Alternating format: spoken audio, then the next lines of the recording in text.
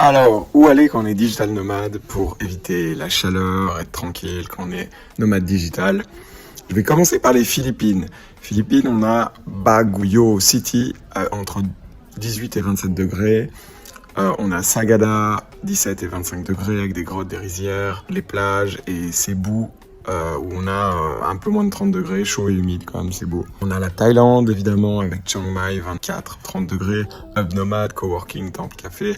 On a Pai, un truc un peu plus hippie avec source chaude, ambiance backpacker. On a le Vietnam avec Dalat, 18 à 26 degrés, fraîcheur, lac, nature, café. Sapa avec entre 15 et 25 degrés, montagne, rizière, trek, village. Pour ce qui est de Taïwan, on a Alishan ou Sun Moon Lake avec en moyenne 25 degrés. On a la Chine avec Kunming autour de 20 degrés, le printemps éternel, coworking possible là-bas.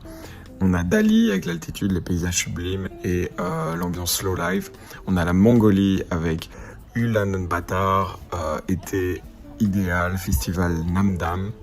Nature infinie. On a la Corée du Sud évidemment avec Séoul, 25 degrés, festival d'été, donc Sokcho, côté est, à peu près 25 degrés, plage, montagne plus café. On a le Japon avec l'île d'Hokkaido et Sapporo, à peu près 25 degrés pendant l'été, festival nature. On a Hakodate, avec les fleurs, les lacs, les ambiances relax. Si vous êtes prêt à vous taper plus de chaleur, on a Tokyo et Kyoto dans l'été, mais voilà, ça va être chaud, donc peut-être venez au printemps ou à l'automne pour ces deux grandes villes.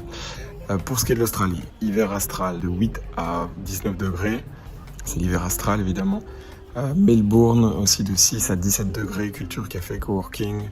Brisbane, plus au nord, plus chaud, mais encore moins de 25 degrés.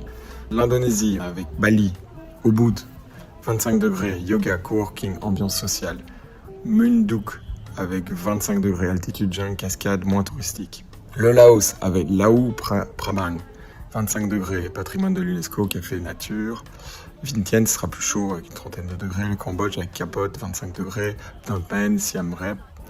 Et donc, pour résumer, en gros, le top 5, je dirais Dalat, Vietnam, fraîcheur, lac, coworking. Baguio City, avec l'altitude, l'ambiance étudiante. Sapporo, été doux, festival nature. Ulaanbaatar avec les steppes de Mongolie, la culture nomade et les grands espaces. Ubud, Munduk, Bali, Indonésie, le côté social, la nature, l'ambiance internationale et les spots de coworking pour les nomades digitaux. Voilà, c'est tout pour cette vidéo et je vous dis à bientôt.